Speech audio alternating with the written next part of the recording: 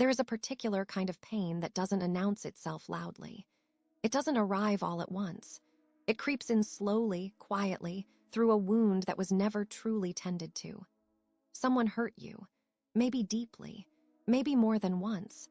And somewhere along the way, without even meaning to, you began to carry something heavy in your chest. Something that colors the way you see the world, the way you see yourself, the way you see the people around you. Bitterness. It is one of the most honest responses to real pain. And if you have found yourself sitting with it today, if there is someone whose face comes to mind the moment I say that word, someone whose actions still sting even now, I want you to know something before we go any further. You are not broken for feeling this. You are not wicked. You are not less. You are human. You are someone who was hurt, and hurt people carry things. That is simply true. But here is what I also know, gently and with great care for where you are right now. Bitterness, over time, has a way of taking up more and more space inside us. It can quietly become the lens through which we see everything. And it can be so exhausting to carry something that heavy, for so long, often completely alone. If any part of that resonates with you today, I'd like to sit with you for a few moments.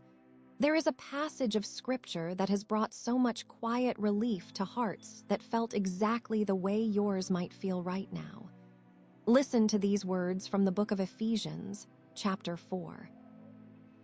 Ephesians, chapter 4, verse 31 and 32. Let all bitterness and wrath and anger and clamor and evil speaking be put away from you with all malice.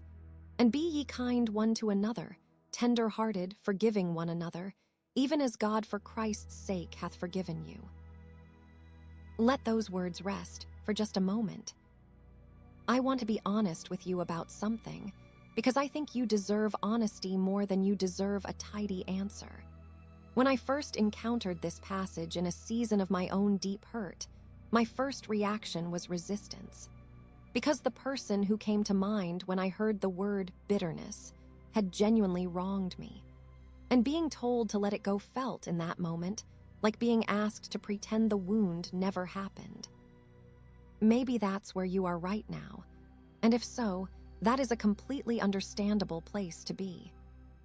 But I have come to understand something over time, something gentle and true that I hope lands softly for you today. This verse is not asking you to pretend nothing happened. It is not asking you to minimize your pain or rush past it or act as though it didn't matter. Scripture never does that. The God who knit you together in your mother's womb knows exactly what was done to you. He sees it. He has not looked away. What this passage is offering, quietly, like an open hand, is freedom. Not freedom for the person who hurt you, freedom for you. Bitterness is one of those things that feels like it punishes the person who caused the wound. But so often, it lives entirely inside us. It is we who carry it through every morning, every relationship, every quiet moment. It is our sleep that is disturbed, our joy that feels muted, our ability to receive love that slowly narrows. Forgiving someone, and I want to say this slowly, does not mean what happened was acceptable. It does not mean trust is automatically restored. It does not mean you have to place yourself back in harm's way. Forgiveness, in the tender, scriptural sense, is simply the decision to stop letting what was done to you continue to determine the shape of your interior life. It is choosing, with whatever small strength you have on a given day, to release the weight. And here is the most beautiful part of this passage, the part that I think is so easy to read past. The reason given is not a rule, or a command handed down coldly. It is a reminder. Even as God for Christ's sake hath forgiven you, you are not being asked to do something that has never been done for you. You are being invited into something you have already received. Grace already came to find you. Mercy already covered what needed covering. That changes the shape of forgiveness entirely. It is no longer about being strong enough to let something go. It is about remembering that you, too, were once held with tenderness when you did not deserve it. And that same tenderness is available to you now, not just to receive, but to slowly, at whatever pace you need, begin to extend. You do not have to feel it fully today. You do not have to arrive at complete peace this afternoon. What matters is the small, quiet turning of the heart. Even just the willingness to want to release it, that matters. That is already something sacred happening inside you. If you have been carrying bitterness for a long time, be gentle with yourself. Roots that go deep take time to tend to. This is not a single moment of decision. It is often a slow and honest journey, and it is one that you do not have to walk alone. Wherever you find yourself today, whether bitterness has only just begun to settle in, or whether it has been a companion for years, you are welcome here.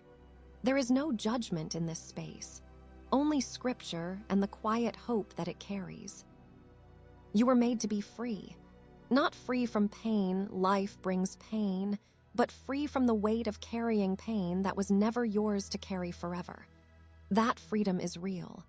It is offered to you gently today.